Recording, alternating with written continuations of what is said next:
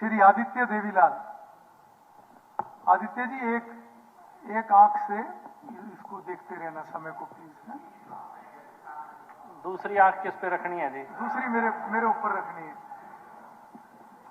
अध्यक्ष महोदय, हरियाणा किसानों का प्रदेश है और आज सबसे ज्यादा अगर भयभीत है तो हरियाणा का किसान है।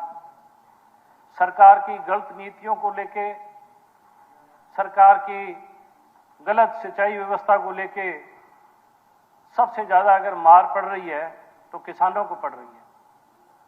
अभी विषय आया कि हरियाणा के अंदर मेरा पानी मेरी विरासत पर आपने एक स्कीम लागू की और इसमें कहा गया कि किसान जो धान की फसल से अलग फसल करेगा तो उसे हम इंसेंटिव देंगे।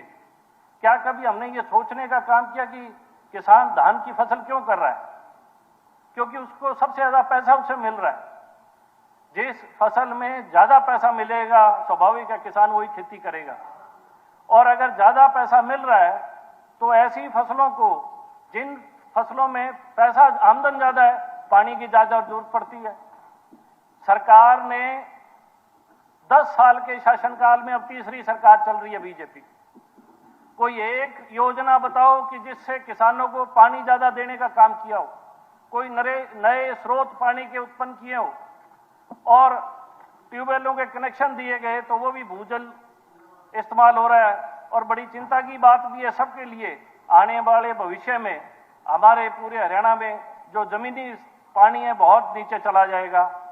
जितनी योजनाएं बरसाती पानी से संबंधित, नहरी सिंचाई संबंधित, उन योजनाओं को हमें बढ़ाना चाहिए।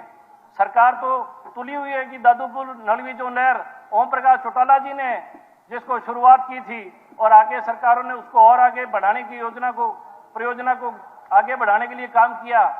बीजेपी की सरकार ने किस तरीके से उस नहर को रोका जाए, तमाम सारे हथकंडे अपना के, और वो इन्हें कोशिश की गई।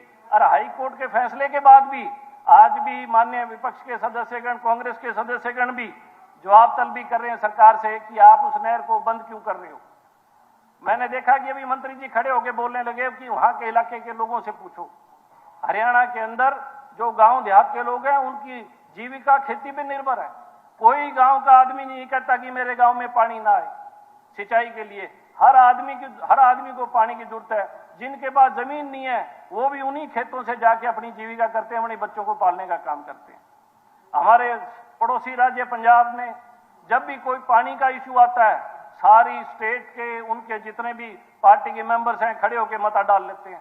जब ये सुप्रीम कोर्ट ने फैसला कर लिया था कि हमें SYL का पानी मिलना चाहिए और हमारे हक में फैसला आ गया, आपने तीसरी सरकार आपकी, आपने एक दफा भी सारे उसको इकट्ठा एक प्लेटफॉर्म पे क्यों नहीं बुलाया? जब वो रेजोल्यूशन डाल सकते हैं तो हम क्यों यहाँ विधानसभा में विधायक पेश कर सकते? हमें पानी के लिए सब राजनीतिक चीजों को छोड़ के हरियाणा के हितों के बारे में सोचना चाहिए। अगर हम पानी पे सोचेंगे तो मैं समझता हूं किसान खुशहाल होगा, उसे पर्याप्त पानी मिलेगा। अगर पानी मिलेगा तो उसकी फसल होगी। और जो कर्जा उसके ऊपर चढ़ता जा रहा है, जिस भय के साए में वो जी रहा है, जो आशा उम्मीद कर रहा है कि हम सब लोग जो हरियाणा की विधानसभा में उन किसानों के वोट लेके, गांव देहात के वोट लेके हम यहाँ आके बैठे हुए हैं, वो हमारे से बहुत बड़ी उम्मीद लगाए बैठा है। हमारे से बहुत बड़ी उसको अपेक्षा है कि हमारी जो बात है इस इलाके की, गांव देहात की, वो तमाम सदस्यगण अपनी अपनी विधानसभाओं से जो जीत के आए हैं वो एक पटल पे एक आवाज में रखेंगे। लेकिन आज जो मैंने देखा कि जब दादूपुर नलवी की बात आई तो आपस में हम विरोधाभास कर रहे हैं। हमें तो ग्राउंड वाटर बचाने के लिए नए जलाशय निकालने चाहिए। मुझे ध्यान है राजस्थान सरकार का एक डेलीगेशन आया था पिछली आपकी सरकार में, जब मुख्यमंत्री मनोहर लाल खट्टर जी थे, और उन्होंने 20,000 करोड़ रुपए की अपनी परियोजना बताई किस प्रकार से वो हथनीकुंड बैराज से राजस्थान में पानी ले आने का उनका प्रपोजल तैयार था। हमारी सरकार ने 10 साल की आपकी इस सरकार ने, बीजेपी के सरकार ने कोई एक क्यूसेक पानी बढ़ाने की सोची है?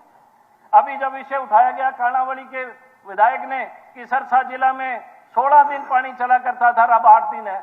आप ही के मंत्री जी उस बात को मजाक में लेके जा रहे हैं कि जी आपको पर्याप्त पानी दिया हुआ है। मैं एक चीज आपसे पूछना चाहता हूं, अगर सदन में हमारा यही विचार रहेगा, यही सोच रहेगी, हम इस सदन को चलाएंगे कैसे? कई ऐसे इशू होते हैं, सेंसिटिव इशू, जो हर एक से जुड़े हुए हैं। हम सब के माँ बाप खेती से जुड़े हुए लोग हैं, हम सब खेत में पैदा हुए, खेत में खेले और खेत से जुड़े हुए लोग हैं।